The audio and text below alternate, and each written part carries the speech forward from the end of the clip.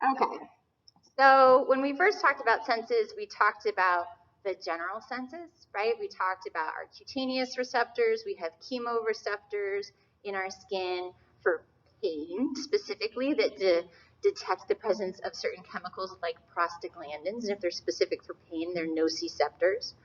We have mechanoreceptors for light touch, for vibration, for pressure. We have thermoreceptors for temperature. And in our muscles and tendons, we have mechanoreceptors that are called proprioceptors, right? So proprioception is that sense of whether something is stretched or relaxed, and that's what tells our brain where our body is and what types of positions it's in. We talked about taste. We only have 5 basic tastes. That's chemoreceptors in our taste buds. And then we talked about olfaction, which is also chemoreceptors, right? Hundreds of different ones for hundreds of different types of odor molecules. And we talked about how olfaction is actually what determines the flavor of a food to us more so than the actual taste. And they're both important, but they combine together. Then we started talking about hearing. And in order to talk about hearing, right, we have to understand what sound is. So hearing and equilibrium, we're talking about kind of together in a chunk because they're both mediated by the ear itself. And so we talked about how sound, right, is waves of pressure traveling through a medium.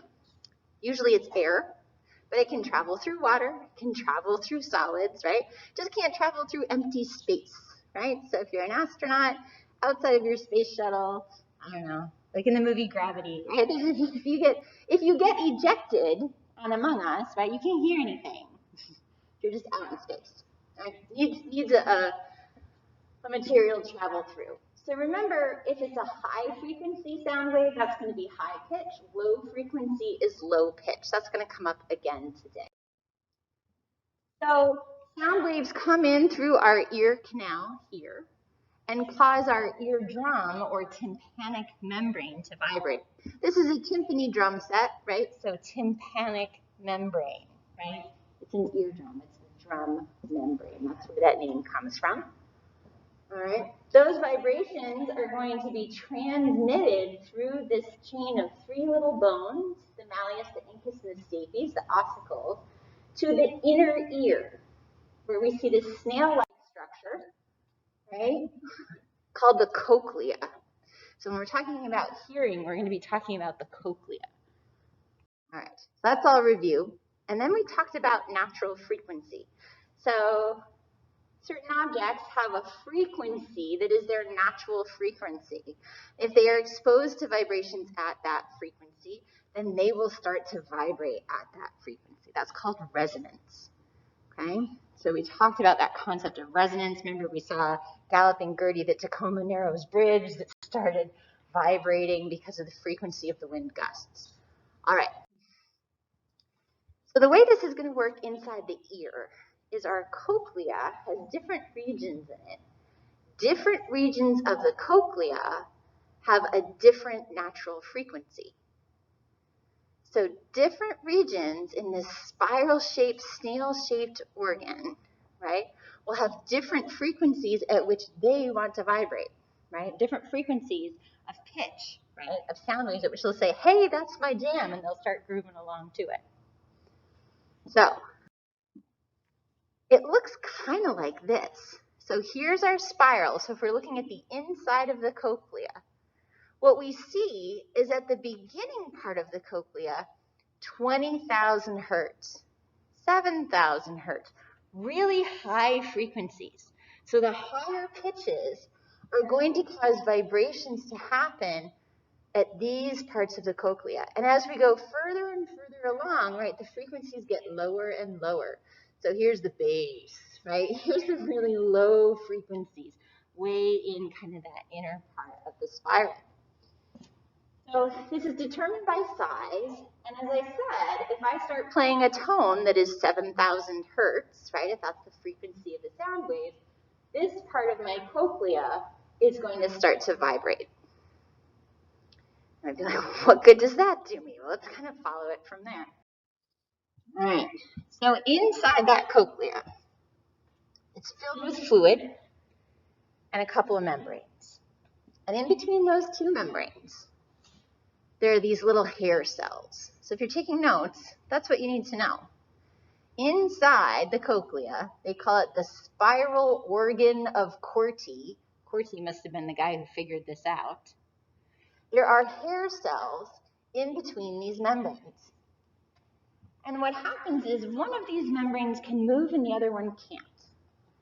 So if things start vibrating, the one membrane is going to move and the other one is not.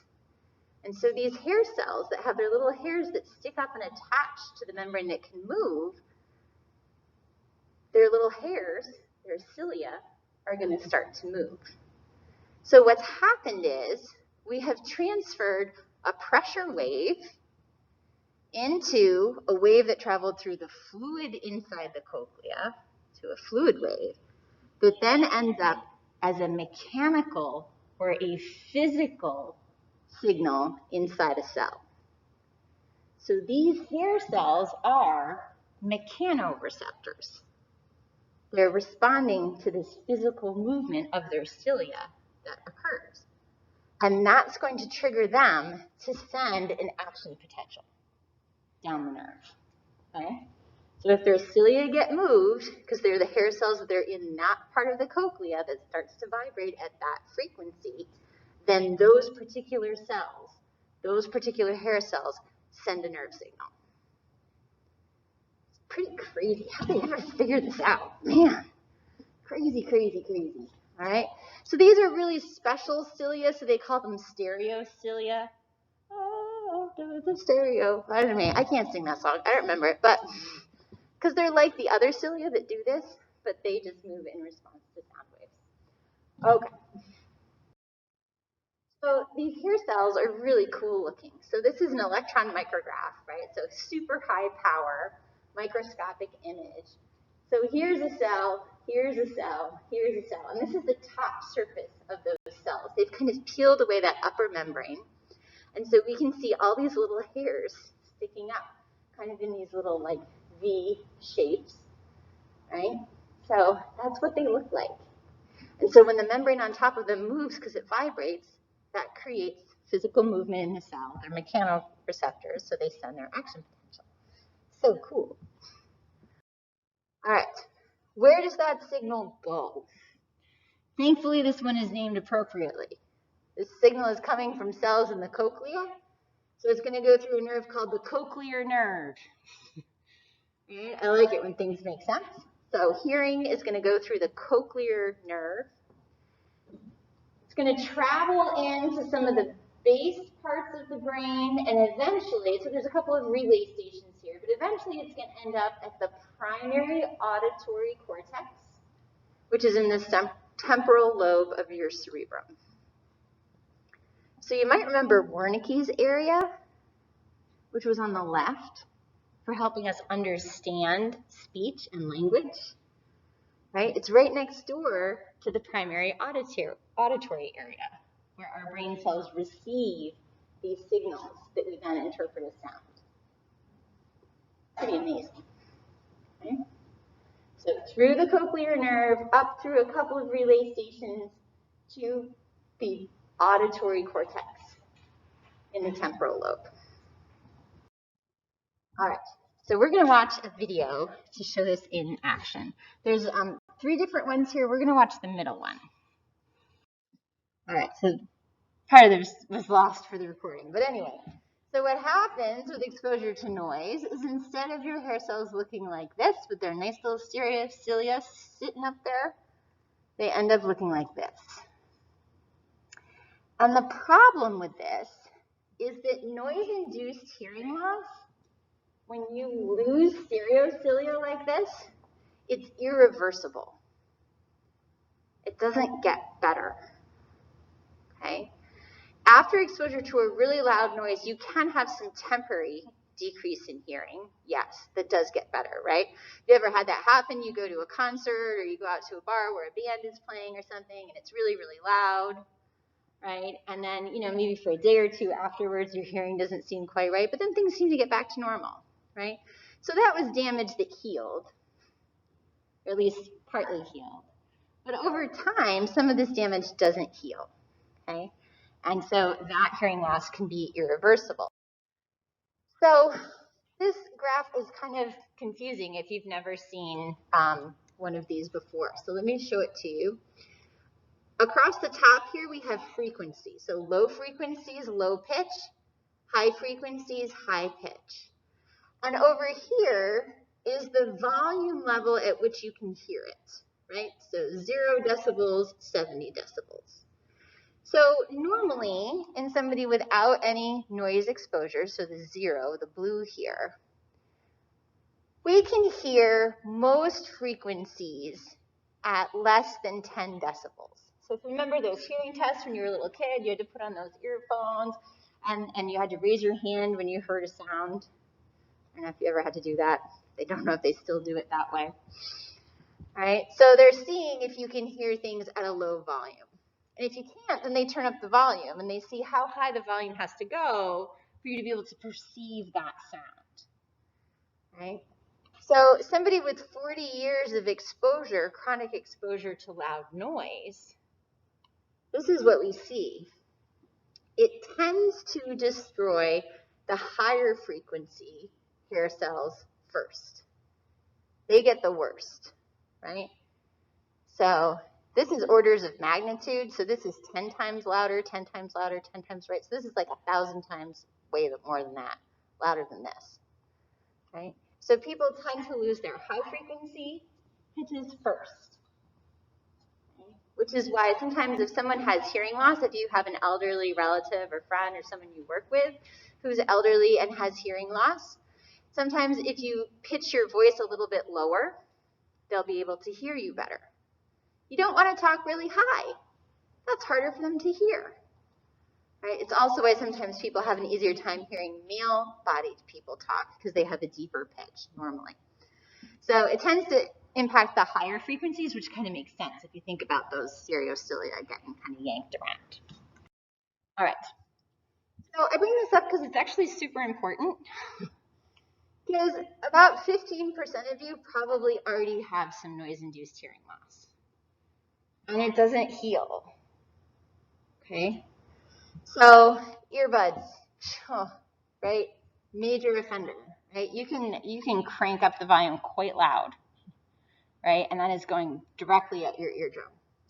Car stereos, of course. Hunting, shooting, right? Without ear protection. Motorcycles, snowmobiles, certainly concerts, bands. Lawnmowers and leaf blowers, too, actually, are really, really loud. And as anyone who's ever worked in a factory knows, right? Hearing protection is really important. So how do you know if something is too loud?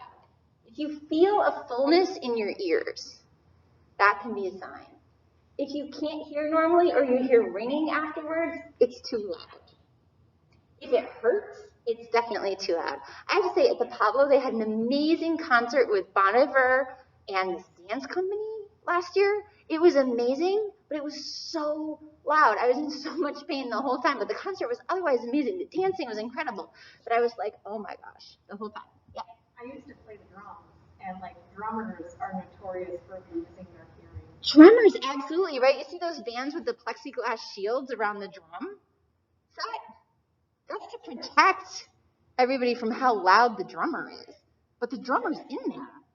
Usually wear earplugs. They should wear earplugs, absolutely. So I actually never go to a concert now without earplugs. Because when I was your age, I didn't. And so now already sometimes I have to go, pardon? Not cool. Not cool. Okay? All right. So please be careful about noise exposure. And just to give you an idea of how noisy is too noisy, right? So a faint whisper is about 30 decibels. Once you get up to 85, which is quite a bit louder, you can have hearing damage if you're exposed to that level for 8 hours, right? 88 decibels is a lawnmower. 4 hours is all it takes to cause irreversible damage, okay? Hair dryer, thank goodness we don't use those for hours, right? 2 hours worth. Electric drill, right? Music. Motorcycle, 97 decibels, hearing damage in 30 minutes, right? Your earbuds can easily get up to 100 decibels, right? And then beyond that. So something to just keep in mind, because it's not cool to like be like, eh? All right, but if you do get to that point, right, you can use hearing aids. So how do hearing aids work? They basically are just amplifiers. So they have a little microphone that receives the sound, and then they have a speaker, and they just play it louder into your ear. That's how they work, right? So they come in all different shapes and sizes, but basically you're putting a speaker right in somebody's ear canal, right in their auditory canal, to just make all of the sounds louder. Nowadays we have some much fancier hearing aids that are good at kind of filtering out extraneous noise or amplifying specific frequencies, such as the frequencies that are more commonly the ones for human speech, right? So especially if you're in a crowded room or you're in an environment where there are other ambient noises, but you really just want to be able to hear what people are saying. So there's some really cool technology involved in hearing aids. But hearing aids are basically just amplification devices. Something that's completely different from that, but also used to treat hearing problems, usually from different causes, is a cochlear implant. This is amazing.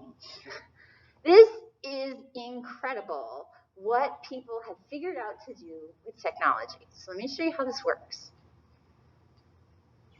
There's a thing that goes over the ear and a thing that affixes to the scalp here.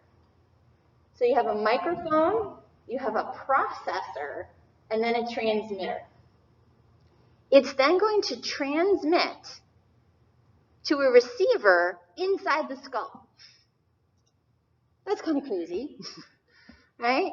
So we have a receiver inside the skull that then has a wire that comes down and goes into the cochlea.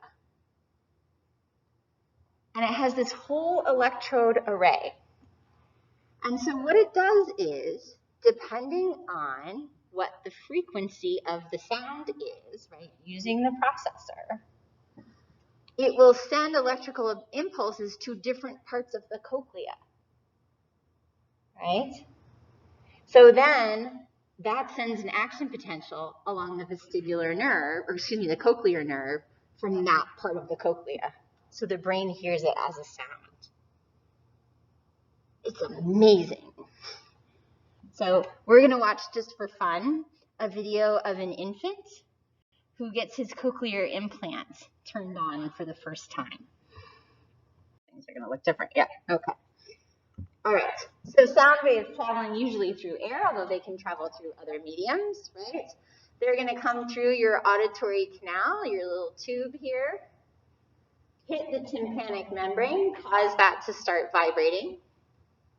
That's going to cause your ossicles, the tiny bones, the malleus, the incus, and the stapes, to also vibrate, to transmit and amplify that vibration and carry it to the inner ear. Specifically then, it's going to travel to the cochlea, which is that fluid-filled spiral in the inner ear. Different regions of the cochlea will resonate and vibrate in response to different frequencies of sound, right? That causes the stereocilia to bend, and then they send their action potentials along the cochlear nerve, which will travel up through several relay stations in the brain and get to the auditory cortex in the temporal lobe, where we actually perceive the sound. Okay, so that's kind of from start to finish hearing. Any questions? Yeah, so swimmer's ear is actually an infection of the external auditory canal itself. So you've got some bacteria in there that have made it swollen and inflamed, and it hurts. Sometimes it gets so swollen, or there's a bunch of pus and other stuff in there that you can't hear very well. So that's swimmer's ear, otherwise called an outer ear infection. Right? The ear infections that kids tend to get pretty frequently are middle ear infections of the space where the malleus, the incus, and the stapes are. Right? And that also can cause trouble hearing and pain. And some people your age get ear infections too. Just treated somebody for one last week. Other questions about hearing?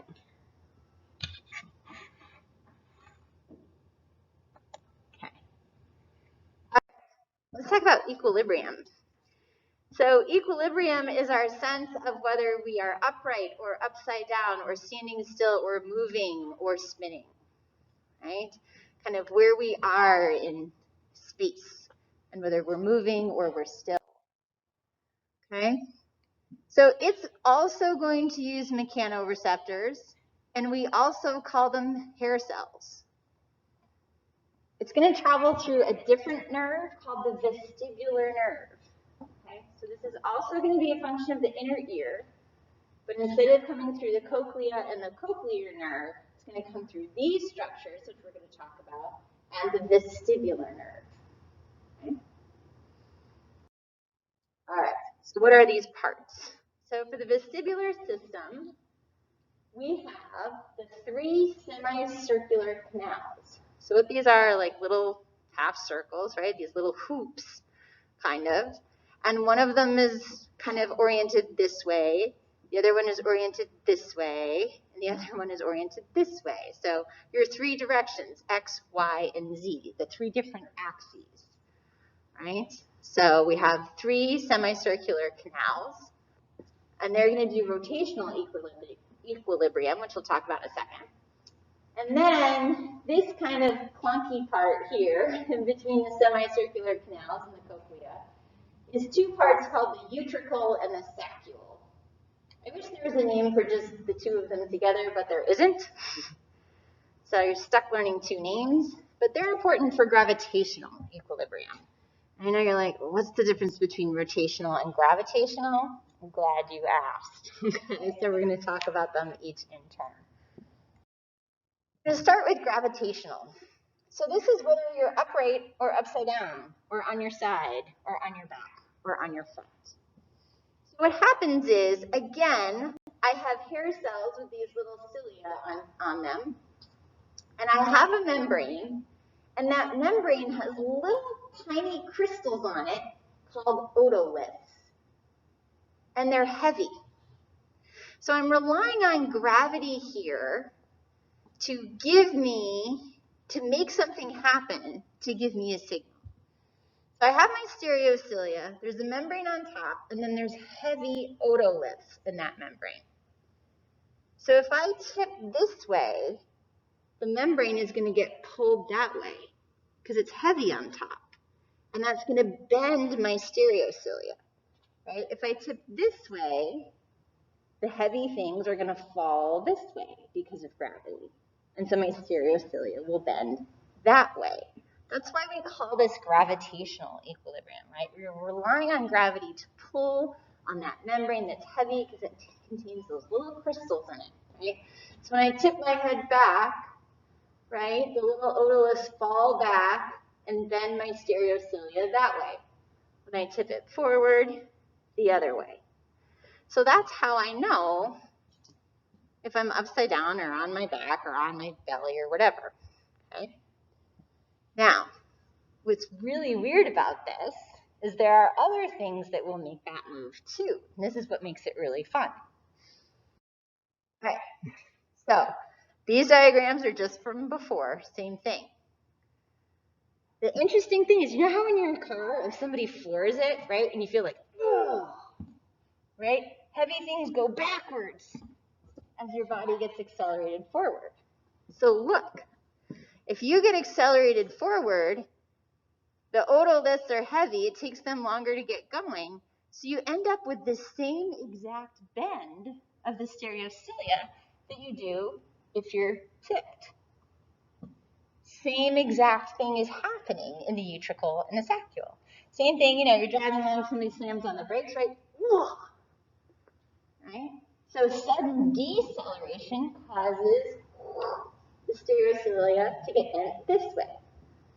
So what that means is our brain, in terms of our sense of equilibrium specifically, really can't tell the difference between if we're lying on our backs or if we're accelerating forward, or if we're tipping forward, or if we're decelerating.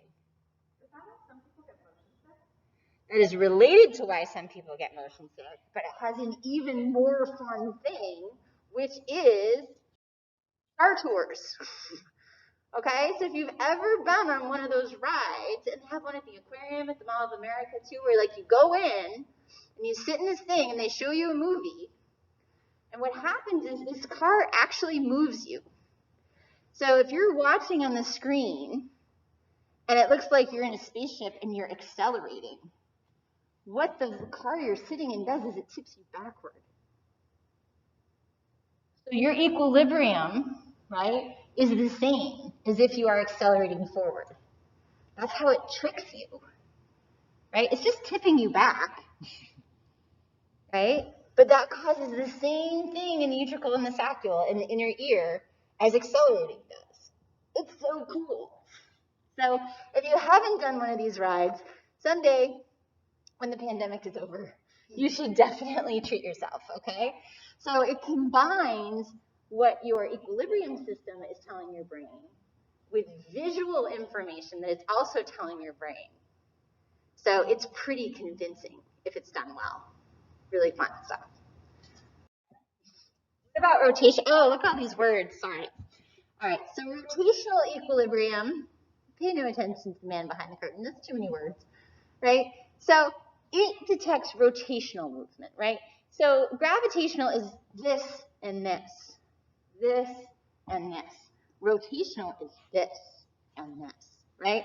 So spinning about an axis, rotational, right? So I can spin this way, I could spin this way if I was doing flips, I could spin this way if I was doing like, I don't know, an aerial or something, right? We can spin lots of different ways. So we have to have the 3 different semicircular canals. So what happens is, when I just turn my head, right, these semicircular canals are filled with fluid. So I turn, and it takes a moment for that fluid to get going. So that's going to bend the stereocilia. Again, mechanoreceptors, hair cells, right? Physical movement in the cell triggers it to send an action potential. All right. Pretty cool. So, signals for equilibrium, where do they go? They go lots of places. But remember, they're going to come through the vestibular nerve, and then they're going to go primarily to the cerebellum. Okay? So that's the part that I want you to know about, is it's going to go to the cerebellum, which makes sense because the cerebellum is important for coordination and balance, right? So really important to know kind of whether you're standing still or moving or upside down or right side up when you're trying to coordinate movement and balance. Now, it's a complicated system, right? It's going to interact with visual information, somatosensory information, all types of things, right? Have to work together to integrate and figure out exactly what's going on with your body in space, right? But for the most part, I just want you to know it's going to go to the cerebellum. All right. What causes dizziness? All right, so if I spin around, it doesn't take me very long to get dizzy because I'm old now, all right? If I spin around several times, once I get going for a while, all right, I should stop. Okay. The fluid in my semicircular canals eventually catches up with me, and we're all kind of going at the same speed. Then I stop, and the fluid is still going, right? It takes a while for that to stop, but my eyeballs see that I am not moving, and my brain gets confused. So dizziness, right, part of it is due to the fact that fluid is still moving, right? So like I'm spinning, I'm like, yeah, I'm spinning, you know, I'm doing okay. And then I'm like, I kind of still feel like I'm spinning. And still going, because I'm old. Now it's better. Okay, now I'm still. Okay? So that's what dizziness is, right? That fluid gets going. Now similar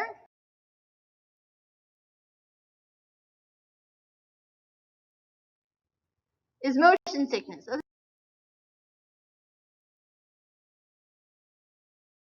this is the wrong, whoops. Anyway, sorry. We're not going to talk about vision just yet.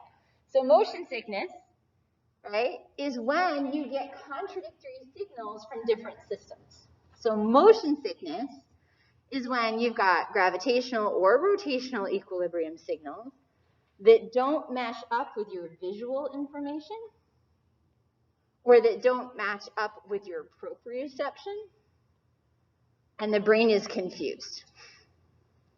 That's what causes motion sickness. So that's why a lot of times people say, oh, if you're on a boat, like, get out of, inside the boat, go out on deck so you can look at the horizon and see, yes, we are moving, right? So then it kind of makes sense, goes together. Same thing with motion sickness, like in a car, right? If you try to read in the car, it can be hard because your utricle and saccule are saying, okay, we're jiggling, we're bouncing, right?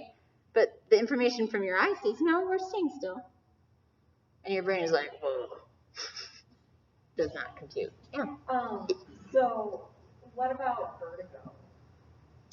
So vertigo is the sensation of dizziness or spinning, even though you're not, right? Even though none of these things are happening, right? So it's similar to the spins, right? If you've had too much alcohol to drink, right? And you lay down to go to bed, you're like, you had a really nice night with your friends, you're like, yeah, and then you lay down to go to bed and you're like, oh. So you feel like you're spinning around. So what can cause that is a couple of things. One is sometimes vertigo is caused by an actual inner ear infection. So there's some viruses that inflame the inner ear and start sending crazy signals to the brain. So if anybody's ever had an inner ear infection, or labyrinthitis, as it's often called, it can be really disabling, right? Because you just can't even walk straight sometimes because your equilibrium is so off, right? In terms of if you've had a bunch of alcohol, it's because the alcohol is messing with your cerebellum, the part that normally receives those signals and interprets them. It's just like going rogue. Okay. Yeah, good question. Other questions about equilibrium before we move on? Okay, let's do a Kahoot, shall we?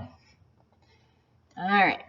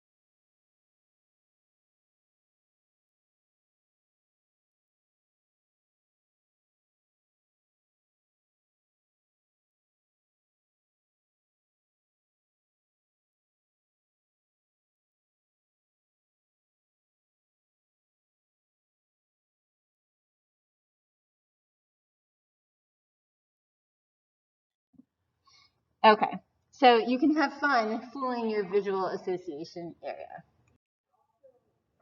Yeah. Oh, there's this thing thing in psychology called like the rubber hand effect, where like they make you think a fake hand is your real hand, and they just do some things that like basically they stimulate both the real hand and the fake hand at once. They cover up your real hand and then they stab the fake one with like a or something, and your brain goes, "Oh my God, they're stabbing my hand." Yeah, it's not that hard to fool our brains, actually. We think we're pretty clever, and sometimes we can be, but it's really easy to fool a human. It's really easy in lots of ways. All right, let's talk about a couple of disorders, right? Some things that are pretty common. So color blindness, right? So color blindness happens when you don't have all the right genes that you need to make all the different types of cones, right? So depending on where the deficit is, right, you might be deficient in your red cones, your green cones, or your blue cones, right, depending on which genetic mutation you have. Now, because this genetic mutation is usually on the X chromosome, and I know we haven't done genetics yet, but spoiler, female-bodied people have 2 X chromosomes. Male-bodied people in general have 1 X and 1 Y. So what that means for female-bodied people is I have a backup copy. So if the gene for color vision on one of my X chromosomes is not functioning well, I've got another one. So color blindness is very uncommon in female-bodied people because they have 2 X chromosomes. They have that backup copy, right? But in male-bodied people, right, 5%. So this is what this image would look like to someone who is not colorblind, and that is what it would look like to someone who is red-green colorblind. Right? So pretty different. It's not that they can't see color, right? They just don't perceive it in the same way, right? They're deficient, in this case, in red. So this is a regular photograph, and then they're going to kind of show us some variations on it that are how it would look to someone with different types of color blindness, right? So it might look like that. Might look like that. Right? So you might be like, am I colorblind? How would I know? Well, this is the test we use. So inside each of these circles, there's a number. So some are really hard to see. See if you can see the numbers.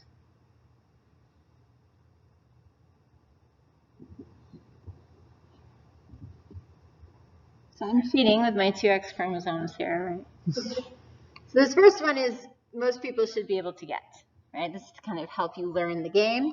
This is a 12. This one's hard. This is a 2, right there, 2. This one is 42. There's the 4. There's the 2. 74 and 6. Okay. I find this one the hardest, but anyway. So that's how we test for colorblindness. All right. Let's talk about trouble with visual acuity, right? People who need glasses or contacts, right? So when we talk about visual acuity, acuity is the ability to be really specific, get really good resolution, right? So if you have a problem with visual acuity, right, instead of this landscape looking like this to you, perhaps it looks like this, right? Or if you have my eyeballs, it looks even worse. So problems with visual acuity. We measure it. You guys know this, right? You've had to do this. Now, what do the numbers mean? Let's talk about that for a second. If somebody has 20/20 vision, that means that at 20 feet of distance, they can see what the average person can see at 20 feet of difference. All right? If you have 2200 vision, that means at 20 feet, you can only see what somebody with normal vision can see from 200 feet away. Right? That's what that means. When are you considered legally blind? I don't remember if it's 2400. I don't know. Is it 2200? Is that the one? Thank you. That's good enough. Yep. All right. So, what if you can't see things that are far away, right? So the opposite problem of me with my reading glasses, this is the problem of me without my contacts on, right? Can't see things that are far away. What is going on that causes that? So this is called nearsightedness. You can see things that are close, but not things that are far away. The fancy term for it is myopia, right? So normally, light rays from an object come in, they get focused by the lens to then create an image of that object. And I just realized that this is inaccurate because actually it ends up projecting upside down on our retina. But anyway, that focuses it right on the retina, right? So imagine this projector, right? If I moved this screen up forward, I'd have to change the focus on the lens in order to focus the image in a different place, right? So you use your lens to focus the image for a certain target location, which should be the retina. In people who are myopic, either their eyeball is too long or their lens is too curved. And so what ends up happening is the image gets focused in front of the retina. And then the light rays diverge again by the time they actually hit the retina. So that's why it looks blurry and out of focus. It's like this, right? So it's focused here, right? So either the lens isn't doing its job right or the eyeball is too long, right? So things end up looking fuzzy. That's why that happens. So what do we do to treat that? Well, this is the problem we're going to treat. We can use a lens in the form of eyeglasses or a contact to diverge the light rays slightly so that then they actually end up focusing on the right place. Or you can do LASIK. And LASIK is laser surgery on your cornea. So it actually changes the shape of your cornea, effectively kind of turning your own cornea into a contact lens, changing the shape of it so that it diverges the light rays slightly so that then they end up focused in the right place on your retina. Pretty crazy, whoever thought to do that. All right. What about astigmatism? So astigmatism can cause things to look blurry, whether they're close or they're far away. And it's usually due to irregularities in the curve of the cornea itself. Okay? So instead of having one image focused where it's supposed to be, because you have some irregularities, you're almost getting slight double vision. Right? So it doesn't get focused on the lens, or excuse me, on the retina. And I think, yeah, I forgot to put an ending slide in. All right, so that's it for the senses, right? So vision is pretty darn cool. So there will be a quiz. I'll get it up later today. And then I'm going to ask you about feedback in terms of how you want to do things for when we go fully virtual after Thanksgiving, okay? So please think about that. Think about what you would prefer, what would work best for you, and give me your suggestions and requests. All right, everybody, have a good day. Yes, thank you. Please do disinfect the desktops. There's a lot of COVID going around.